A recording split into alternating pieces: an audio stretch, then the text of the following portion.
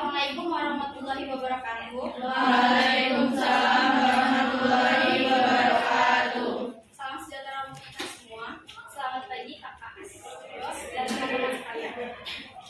Kami dari kelompok 2 yang terdiri dari saya, Hafal Tunfus, dengan MPM 2213036 sebagai moderator.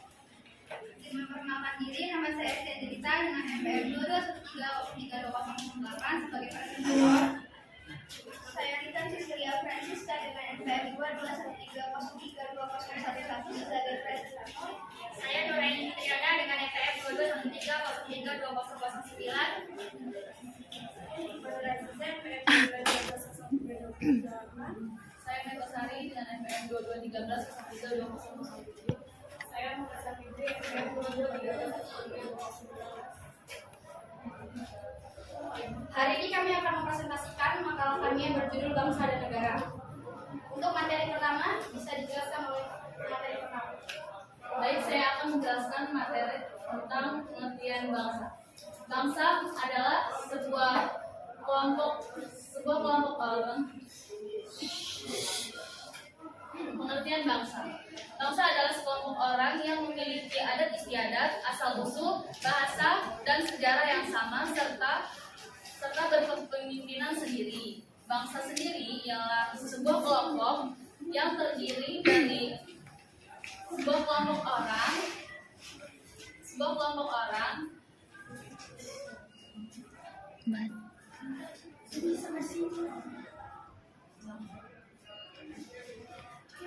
adalah sekelompok orang atau bangsa adalah sekelompok orang yang memiliki asal-usul, adat istiadat, bahasa, dan sejarah yang sama dan berkepemimpinan sendiri. Bangsa adalah sekelompok orang yang biasanya disatukan oleh kesatuan bahasa dan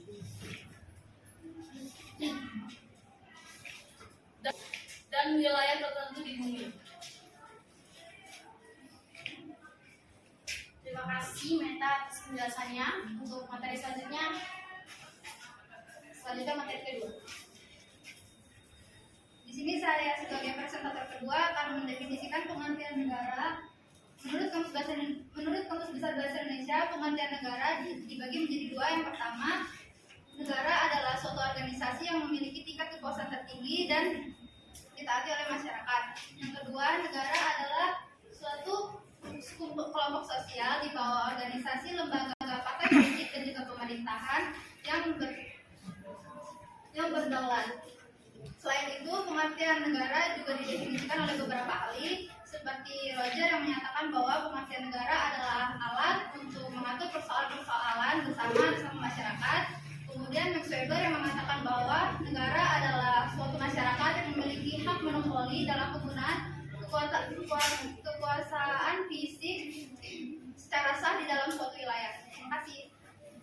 Terima kasih penjelasannya Esti. Untuk materi selanjutnya akan dibacakan oleh kita sendiri. Selanjutnya adalah unsur-unsur terbentuknya negara. Jadi unsur-unsur terbentuknya negara itu terbagi menjadi 4. Yang pertama, wilayah. Yang kedua, rakyat. Yang ketiga, pemerintah yang berdaulat. Dan yang keempat adalah pengakuan dari negara lain. Untuk wilayah itu terbagi menjadi 2. Yang pertama, wilayah daratan dan lautan. Rakyat adalah kumpulan manusia yang hidup bersama dalam suatu masyarakat penghuni suatu negara. Meskipun mereka ini mungkin berasal dari keturunan dan memiliki kepercayaan yang berbeda. Yang ketiga adalah pemerintahan yang berdaulat. Dalam arti luas, pemerintah adalah gabungan dari semua badan kenegaraan, yaitu eksekutif, legislatif, dan yudikatif yang berkuasa pemerintah di wilayah suatu negara. Dan yang keempat adalah pengakuan dari negara lain. Pengakuan oleh negara lain didasarkan pada hukum internasional. Pengakuan itu bersifat deklaratif atau evidenter, bukan konstitusi. Baik. Terima kasih penjelasannya. Kita untuk materi selanjutnya akan dibacakan oleh Fitri. Baik, selanjutnya yaitu bentuk negara Indonesia. Negara Indonesia merupakan bentuk negara kesatuan. Negara kesatuan yaitu bentuk negara yang sederhana tetapi menghasilkan negara yang berdaulat baik dalam atau luar. Terdapat beberapa ciri-ciri negara kesatuan yaitu terdapat pemerintah pusat yang memiliki kedaulatan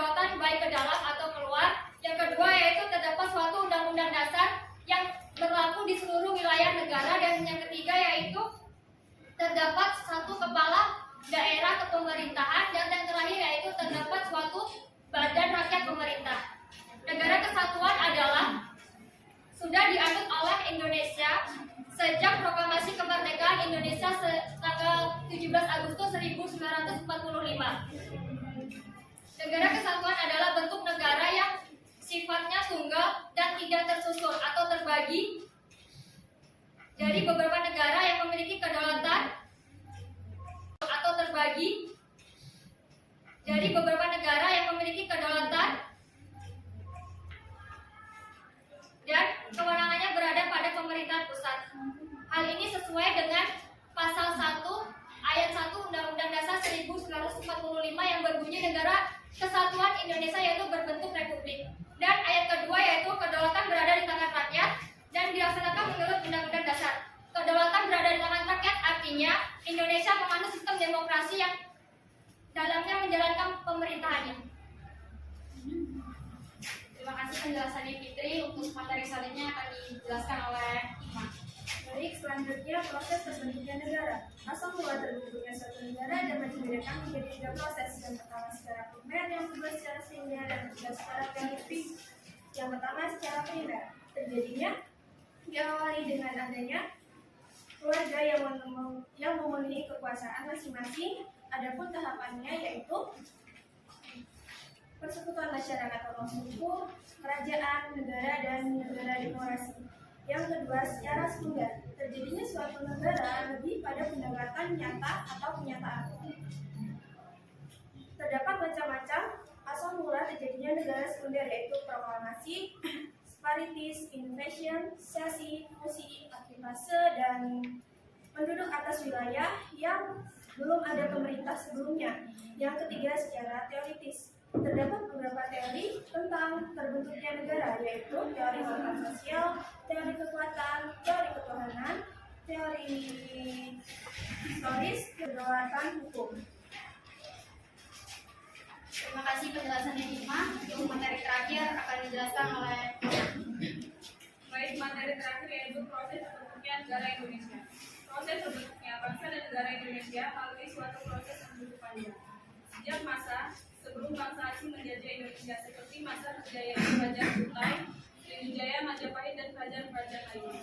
Kemudian datanglah bangsa asing ke Indonesia, maka bangsa Indonesia saat itu bertekad untuk membentuk suatu persekutuan yang disebut bangsa. Sebagai unsur pokok negara melalui Sumpah Pemuda pada tanggal 28 Oktober 1928. Prinsip-prinsip negara Indonesia dapat dikaji melalui makna yang terkandung dalam pembukaan Undang-Undang Dasar 1945. Kita dapat mempelajari serta menelaah dokumen kenegaraan Indonesia. Di antaranya adalah pembukaan Undang-Undang Dasar 1945, terutama pada alinea 1 sampai 3, yang dapat dijelaskan sebagai berikut. Alinea 1 menjelaskan tentang tata pelaksanaan terbentuknya negara dan bangsa Indonesia. Alinea 3 menjelaskan tentang kedudukan kodrat manusia Indonesia sebagai bangsa yang religius. Baik, sekian penjelasan dari kami. Jika ada yang ditanyakan, kami persilakan. Dari materi yang sudah dijelaskan tadi mengenai bangsa dan negara, saya ingin bertanya, apa sih bedanya antara bangsa dan negara? Sekian, terima kasih. Baik, sebelumnya izin memperkenalkan diri, saya Aisyah Suciningrup, NPM 2213-32024. Seperti yang sudah dijelaskan oleh rekan Nur tadi, bahwasannya kedaulatan berada di tangan rakyat, itu kan tinggi. Terus sangkutannya dengan yang sudah dijelaskan tadi itu, mengapa bisa hakikat negara itu bersifat memaksa dalam materi ini? Terima kasih.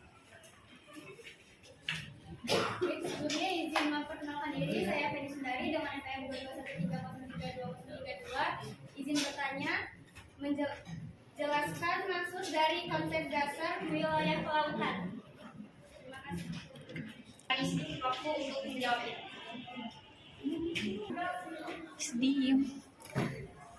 Terima kasih untuk teman-teman semua pertanyaannya. Disilakan kami untuk menjawabnya.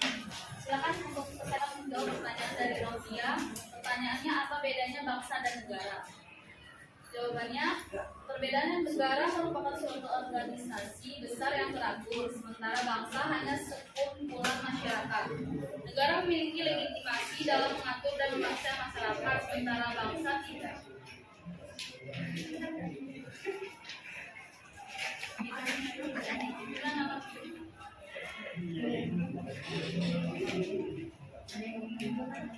Apakah ada yang mau menambahkan? Ya.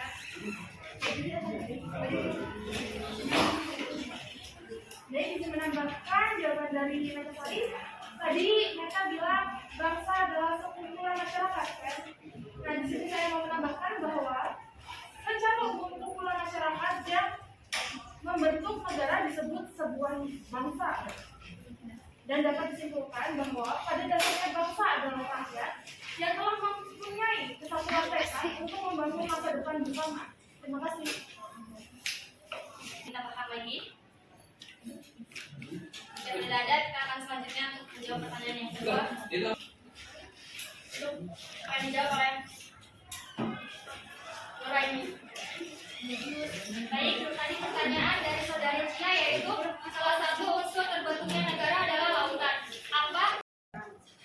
Alinea 3 menjelaskan tentang kedudukan kodrat manusia Indonesia sebagai bangsa yang religius. Baik, sekian penjelasan dari kami. Jika ada yang ingin ditanyakan, kami persilakan. Dari materi yang sudah dijelaskan tadi mengenai bangsa dan negara, saya ingin bertanya, apa sih bedanya antara bangsa dan negara? Sekian, terima kasih. Kita Baik, sebelumnya izin memperkenalkan diri, saya Aisyah Suciningrup, NPM 2213932024. Seperti yang sudah dijelaskan oleh rekan Nur tadi, bahwasannya kedaulatan berada di tangan rakyat, itu kan tinggi. Terus sambutannya dengan yang sudah dijelaskan tadi itu, mengapa bisa hakikat negara itu bersifat memaksa dalam materi ini. Terima kasih. Baik, sebelumnya izin memperkenalkan diri, saya Feni Sundari dengan NPM 2213032032. Izin bertanya, menjelaskan maksud dari konsep dasar wilayah kelautan. Terima kasih. Kami isi waktu untuk menjawabnya.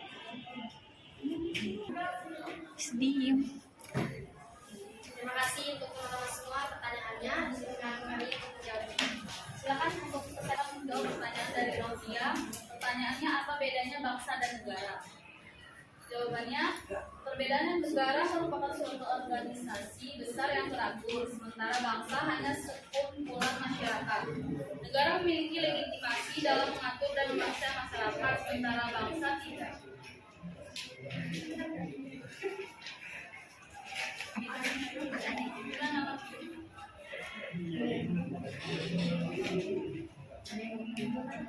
Apakah ada yang mau menambahkan? Ya.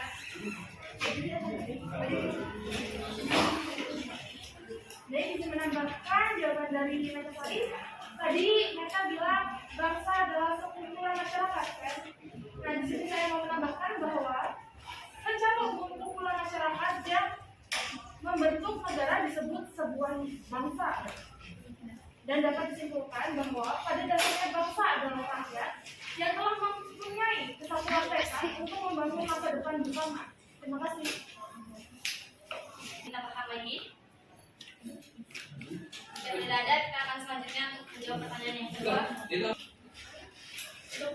Akan dijawab oleh Nuraini. Baik, tadi pertanyaan dari saudari Cia yaitu salah satu unsur terbentuknya negara adalah lautan. Apa? Baik, tadi pertanyaan dari saudari Cia yaitu salah satu unsur terbentuknya negara adalah lautan. Apa yang maksud dari konsep dasar wilayah lautan? Baik, konsep wilayah lautan itu terdapat dua, yaitu konsep res nullius dan konsep res communis. Konsep res nullius yaitu konsepsi yang menyatakan bahwa laut dapat diambil dan dimiliki oleh setiap negara. Dan konsep res komunis yaitu konsepsi yang beranggapan bahwa laut adalah milik masyarakat dunia, tidak dapat diambil atau dimiliki oleh setiap negara. Cukup? Ada tanggapan lagi nggak? Dari kalian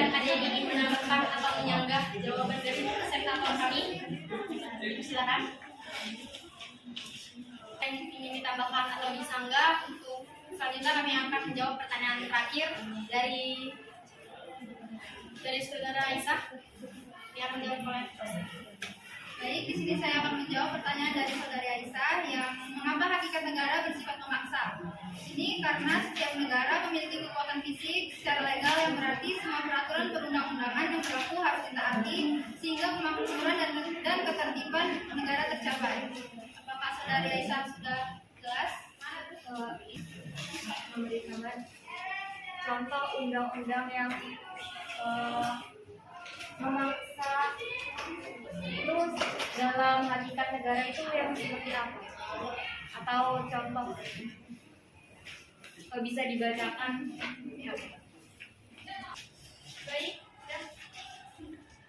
saya akan menjawab pertanyaan dari saudari Aisyah.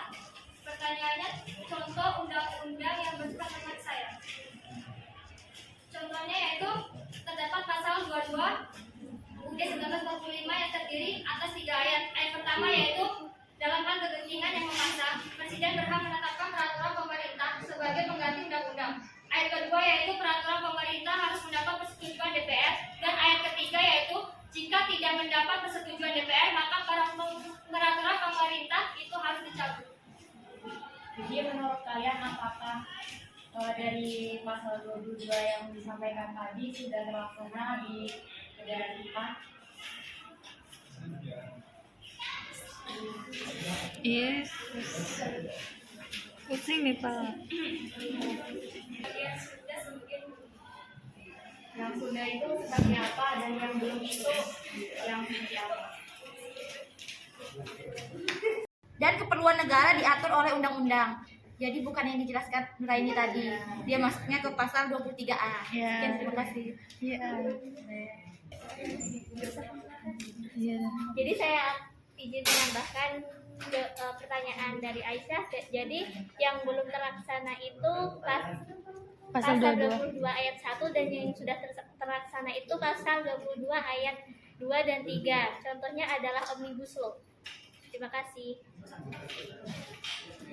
Menambahkan dari saudari Rifka, menurut saya pasal 1 itu sudah terlaksana. Soalnya peraturan pemerintah sebagai pengganti undang-undang itu menurut saya sudah terlaksana sih. Ya. Yang kedua itu peraturan pemerintah itu harus mendapatkan persetujuan dengan peraturan rakyat. Iya benar, itu sudah terlaksana. Dan yang ketiga yaitu jika tidak mendapat persetujuan maka peraturan pemerintah harus dicabut. Belum sih. Itu kalau menurut saya itu belum pasal 3. Udah. Bagaimana saudari Aisyah? Jadi bisa disimpulkan tadi kalau dari sudut pandang yang berbeda bahwasanya jawabannya juga berbeda. Kalau dari saudara Rinka yang belum terlaksana itu pasal 1, kalau dari saudara pemateri itu yang belum terlaksana pasal 3.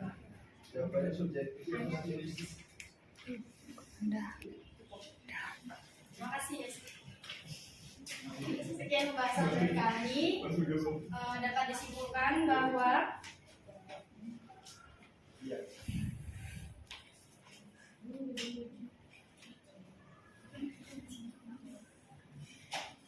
konsep bangsa memiliki 2 pengertian, yaitu bangsa dalam pengertian sosiologis antropologis dan bangsa dalam pengertian politis. Negara adalah suatu wilayah di permukaan bumi yang kekuasaannya baik politik, militer, ekonomi, sosial maupun budayanya diatur oleh pemerintahan yang berada di wilayah tersebut. Secara umum dalam konsep teori modern, dan negara terbagi ke dalam 2 bentuk, negara kesatuan dan negara serikat. Sifat negara secara umum yaitu sifatnya memaksa, memonopoli, dan sifat mencakup semua. Sekian dari kami. Terima kasih atensinya teman-teman. Kami akhiri. Wabillahi taufiq wal hidayah. Wassalamualaikum warahmatullahi wabarakatuh. Waalaikumsalam.